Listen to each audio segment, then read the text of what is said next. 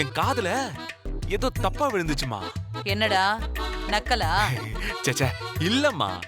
வழக்கமா திமிரு புடிச்சவ அடங்காப்பிடாருன்னு ஏன் முன்னாடியே திட்டுவ. இன்னைக்கு என்னடானா சின்ன மருமகன்ற. அதான் எனக்கு அப்படியே தலலாம் கிருந்துச்சு. ஏண்டா எந்த வீட்லதான் மாமியார் மருமக சண்டை போட்டுக்கல? நம்ம வீட்ல இருந்தா என்ன வேலு? அவளும் ஒன்னும் வாயில்லா பூச்சி இல்ல, தேளு மாதிரி நல்லா கொட்டுவா.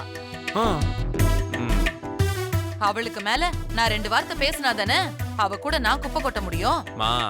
கமிஷனர் வந்து போன பயத்துல ஏதோ குழம்பி போய் பேசுறியா? டேய், நானே நல்ல மாமியாரா இருந்தாலும் நீங்கெல்லாம் சொல்லி சொல்லியே என்ன வில்லியாக்காம விட மாட்டீங்க போல இருக்கே. இத பாரு, எனக்கும் அவளுக்கும் எப்பவும் 7ஆம் பொருத்தம் தான்.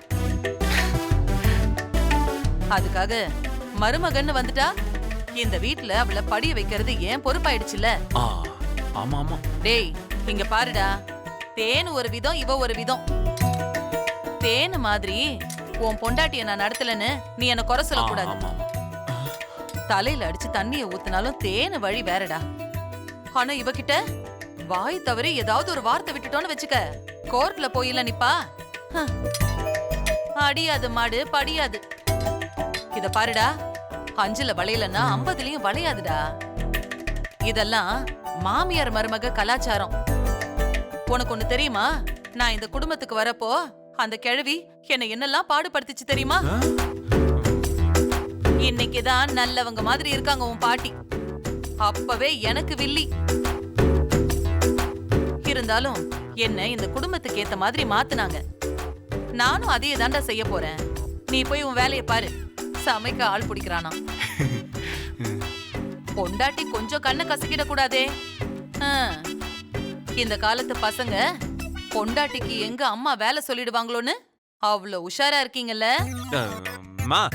நீ வேறம்மா, சும்மா இருக்கிற நிலைமையில ஏதாவது சொல்லிக்கிட்டு இருக்காத. அப்போ உனக்கு பிரச்சனை இல்ல, சமைச்சிருவ அப்படிதானே?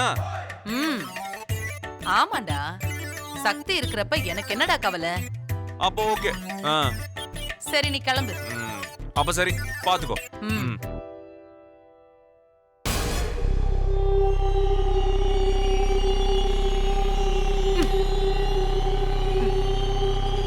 இனிமேதான் மாமியார் கொடுமைன்னா என்னன்னு அவளுக்கு தெரிய போகுது. யோசிக்கிறதுக்கு நேரம் இருக்கவே தானே கம்ப்ளைண்ட் கொடுக்கறேன், கோர்ட்டுக்கு போறேன்னு போறா. அவளை யோசிக்க விடாம அவ பெண்ட நிமித்துறேன். உன் கர்வத்தை அடக்கிறது தான் இனி என் மொத வேலை. இதோ வரேன்.